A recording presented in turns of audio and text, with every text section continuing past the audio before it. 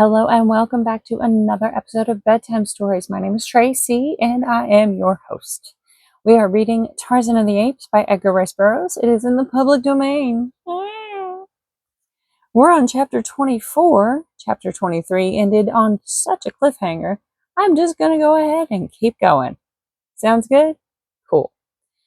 Now, I have to obligatory ask these questions. Did you go pee in the potty yet? Have you brushed your teeth? Do you have your water next to your bed? Have you done your stretches? Okay. Are you subscribed to the channel? Did you like this video? I would like it a lot if you would like this video. Thank you so very much.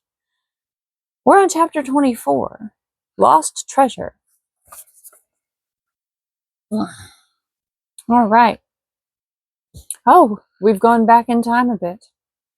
When the expedition returned following their fruitless endeavor to succor Darnot, Captain Dufresne was anxious to steam away as quickly as possible, and all save Jane had acquiesced. "No," she said determinedly, "I shall not go, nor should you, for there are two friends in that jungle who will come out of it some day, expecting to find us awaiting them. Your officer, Captain Dufresne, is one of them, your officer, Captain Dufresne, is one of them, and the forest man who has saved the lives of every member of my father's party is the other. He left me at the edge of the jungle 2 days ago to hasten to the aid of my father and Mr. Clayton, as he thought, and he stayed to rescue Lieutenant Darnot. Of that you may be sure. Had he been too late to be of service to the lieutenant, he would be back before now, and the fact he is not back is sufficient proof to me that he is delayed because Lieutenant Darnot is wounded, or he has had to follow his captors further than the village which your sailors attacked. But poor Darnot's uniform and all his belongings were found in that village, Miss Porter," argued the captain, and the natives showed great excitement when questioned as to the white man's fate. "Yes, Captain, but they did not admit that he was dead. And as for his clothes and accoutrements being in their possession, why, more civilized peoples than these poor savage Negroes strip their prisoners of every article of value, whether they intend killing them or not.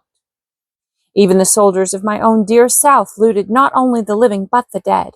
It is strong circumstantial evidence, I will admit, but it is not positive proof." "Possibly your forest man himself was captured or killed by the savages," suggested Captain Dufresne. The girl laughed. "You do not know him," she replied with a little thrill of pride, setting her nerves a-tingle with the thought that she spoke of her own. "I admit that he would be worth waiting for, this Superman of yours," laughed the captain. "I most certainly should like to see him." "Then wait for him, my dear captain," urged the girl, "for I intend doing so." The Frenchman would have been a very much surprised man could he have interpreted the true meaning of the girl's words. They had been walking from the beach toward the cabin as they talked, and now they joined a little group sitting on camp stools in the shade of a great tree beside the cabin. Professor Porter was there, and Mr. Philander and Clayton, with Lieutenant Charpentier and two of his brother officers, while Esmeralda hovered in the background, ever and anon venturing opinions and comments with the freedom of an old and much indulged family servant. The officers arose and saluted as their superior approached, and Clayton surrendered his camp stool to Jane. "We were just discussing poor Paul's fate," said Captain Dufresne. "Miss Porter insists that we have no absolute proof of his death, nor have we. And on the other hand, she maintains that the continued absence of your omnipotent jungle friend indicates that Darnot is still in need of his services, either because he is wounded or still is a prisoner in a more distant native village. It has been suggested," ventured Lieutenant Charpentier, "that the wild man may have been a member of the tribe of blacks who attacked our party, and that he was hastening to aid them, his own people." Jane shot a quick glance at Clayton. "It seems vastly more reasonable," said Professor Porter. "I do not agree with you," objected Mr. Philander. "He had ample opportunity to harm us himself, or to lead his people against us. Instead, during our long residence here, he has been uniformly consistent in his role of protector and provider." "That is true," interjected Clayton.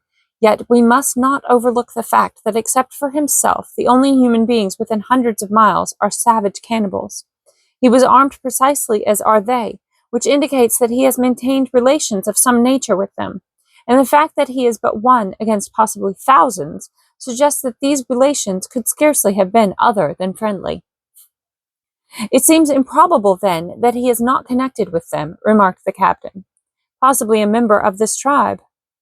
Like otherwise, added another of the officers, how could he have lived a sufficient length of time among the savage denizens of the jungle, brute and human, to have become proficient in woodcraft, or in the use of African weapons? You are judging him according to your own standards, gentlemen, said Jane. An ordinary white man, such as any of you, pardon me, I did not mean just that, rather a white man above the ordinary in physique and intelligence, could never. I grant you have lived a year alone and naked in this jungle, in this tropical jungle, but this man not only surpasses the average white man in strength and agility, but as far transcends our trained athletes and strong men as they surpass a day-old babe, and his courage and ferocity in battle are those of the wild beast. He has certainly won a loyal champion, Miss Porter, said Captain Dufresne, laughing.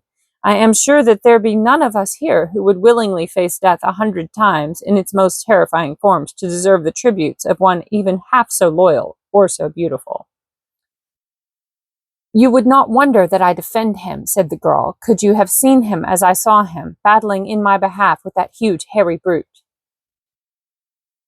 Could you have seen him charge the monster as a bull might charge a grizzly, absolutely without sign of fear or hesitation, you would have believed him more than human. Could you have seen those mighty muscles knotting under the brown skin, could you have seen them force back those awful fangs, you too would have thought him invincible. And could you have seen the chivalrous treatment which he accorded a strange girl of a strange race, you would feel the same absolute confidence in him that I feel. You have won your suit, my fair pleader, cried the captain. This court finds the defendant not guilty, and the cruiser shall wait a few days longer, that he may have the opportunity to come and thank the divine Portia. For the Lord's sake, honey, cried Esmeralda, you all don't mean to tell me that you're going to stay right here in this here land of carnivorous animals while you all got the opportunity to escapade on that boat? Don't you tell me that, honey. Why, Esmeralda, you should be ashamed of yourself, cried Jane. Is this any way to show your gratitude to the man who saved your life? Twice? Well, Miss Jane, that's all jest, as you say, but that there forest man never did save us here to stay, never did save us to stay here. He done save us so we could all get away from here.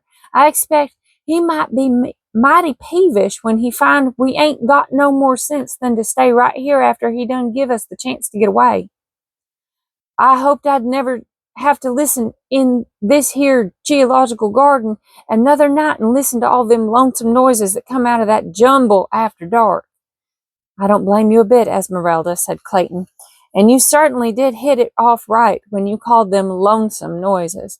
I never have been able to find the right word for them, and that's it, don't you know, lonesome noises. You and Esmeralda had better go and live on the cruiser, said Jane in fine scorn. What would you think if you had to live all of your life in that jungle as our forest man has done? I'm afraid I'd be a bloomin' I'm afraid I'd be a bloomin' bounder, as a wild man, laughed Clayton ruefully. Those noises at night make the hair on my head bristle. I suppose I should be ashamed to admit it, but it's the truth. I don't know about that, said Lieutenant Charpentier. I never thought much about fear and that sort of thing, never tried to determine whether I was a coward or a brave man. But the other night, as we lay in the jungle, there after poor Darnot was taken, and those jungle noises rose and fell around us, I began to think that I was a coward indeed. It was not the roaring and growling of the big beast that affected me so much as it was the stealthy noises, the ones that you heard suddenly close by and then listened vainly for a repetition of, the unaccountable sounds as of a great body moving almost noiselessly, and the knowledge that you didn't know how close it was, or whether it was creeping closer after you ceased to hear it. It was those noises, and the eyes. Excuse me. Where's my water? Oh, dang it, it's way over there. Shoot. Okay, it's fine. Mon Dieu, I shall see them in the dark forever, the eyes that you see, and those that you don't see, but feel. Ah, they are the worst. All were silent for a moment, and then Jane spoke. And he is out there, she said in an awe-hushed whisper. Those eyes will be glaring at him tonight, and at your comrade, Lieutenant Darnot. Can you leave them, gentlemen, without at least rendering them the passive succor which remaining here a few days longer might ensure them? Tut, tut, child, said Professor Porter. Captain Dufresne is willing to remain, and for my part I am perfectly willing, as I have always been, to humor your childish whims. Ugh. We can utilize the morrow in recovering the chest, Professor, suggested Mr. Philander. Quite so, Mr. Philander. I had almost forgotten the treasure, exclaimed Professor Porter. Perhaps we can borrow some men from Captain Dufresne to assist us, and one of the prisoners to point out the location of the chest. Most assuredly, my dear Professor, we are all yours to command, said the captain. And so it was arranged that on the next day, Lieutenant Charpentier was to take a detail of 10 men and one of the mutineers from the Arrow as a guide, and unearth the treasure, and that the cruiser would remain for a full week in the little harbor. At the end of that time, it was to be assumed that Darnot was truly dead, and that the forest man would not return while they remained. Then the 2 vessels were to leave with all the party. Professor Porter did not accompany the treasure seekers on the following day, but when he saw them returning empty-handed toward noon, he hastened forward to meet them. His usual preoccupied indifference entirely vanished, and in its place a nervous and excited manner. Gracious golly. Hold up. I got water.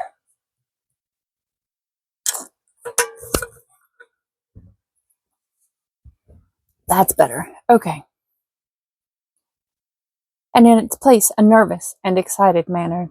Where's the treasure? He cried to Clayton, while yet 100 feet separated them. Clayton shook his head. Gone, he said, as he neared the professor. Gone? It cannot be. Who could have taken it? Cried Professor Porter. Dag nabbit. God only knows, Professor, replied Clayton. We might have thought the fellow who guided us was lying about the location, but his surprise and consternation on finding no chest beneath the body of the murdered Snipes were too real to be feigned. And then our spades showed us that something had been buried beneath the corpse, for a hole had been there, and it had been filled with loose earth. But who could have taken it? Repeated Professor Porter. Suspicion might naturally fall on the men of the cruiser, said Lieutenant Charpentier, but for the fact that Sub-Lieutenant Jan Viers here assures me that no men have had shore leave, that none have been on shore since we anchored here, except under command of an officer. I do not know that you would suspect our men, but I am glad that there is now no chance for suspicion to fall on them, he concluded. It would never have occurred to me to suspect the men to whom we owe so much, replied Professor Porter graciously. I would as soon suspect my dear Clayton here, or Mr. Philander. The Frenchman smiled, both officers and sailors. It was plain to see that a burden had been lifted from their minds. The treasure has been gone for some time, continued Clayton. In fact, the body fell apart as we lifted it, which indicates that whoever removed the treasure did so while the corpse was still fresh, for it was intact when we first uncovered it. There must have been several in the party, said Jane, who had joined them. You remember that it took 4 men to carry it. By Jove, cried Clayton, that's right. It must have been done by a party of blacks. Probably one of them saw the men bury the chest and then returned immediately after with a party of his friends and carried it off. Speculation is futile, said Professor Porter sadly. The chest is gone, and we shall never see it again, nor the treasure that was in it. Only Jane knew what the loss meant to her father, and none were there knew what it meant to her. 6 days later, Captain Dufresne announced that they would sail early on the morrow. Jane would have begged for a further reprieve, had it not been that she, too, had begun to believe that her forest lover would return no more. In spite of herself, she began to entertain doubts and fears. The reasonableness of the arguments of these disinterested French officers commenced to convince her, against her will. That he was a cannibal she would not believe. But that he was an adopted member of some savage tribe at length seemed possible to her. She would not admit that he could be dead. It was impossible to believe that that perfect body, so filled with triumphant life, could ever cease to harbor that vital spark. It was impossible to believe that that perfect body, so filled with triumphant life, could ever cease to harbor the vital spark, as soon believe that immortality were dust. That sentence doesn't seem to make any sense to me. I may have I don't know. Anyway, going on. As Jane permitted herself to harbor these thoughts, others equally unwelcome forced themselves upon her. If he belonged to some savage tribe, he had a savage wife, a dozen of them perhaps, and wild half-caste children. The girl shuddered, and when they told her that the cruiser would sail on the morrow, she was almost glad. It was she, though, who suggested that arms, ammunition, supplies, and comforts be left behind in the cabin, ostensibly for that intangible personality who had signed himself Tarzan of the Apes, and for Darnot should he still be living, but really she hoped for her forest god, even though his feet should prove of clay. And at the last minute she left a message for him, to be transmitted by Tarzan of the Apes. She was the last to leave the cabin, returning on some trivial pretext after the others had started for the boat. She kneeled down beside the bed in which she had spent so many nights, and offered up a prayer for the safety of her primeval man, and crushing his locket to her lips, she murmured, "I love you, and because I love you, I believe in you. But if I did not believe, still should I love. Had you come back for me, and had there been no other way, I would have gone into the jungle with you forever." And that's the end of chapter 24. I hope you've enjoyed it. Good night, sleep tight, and don't let the bed bugs bite. And if they do, yeah, bite them back. Good night. I love you so much.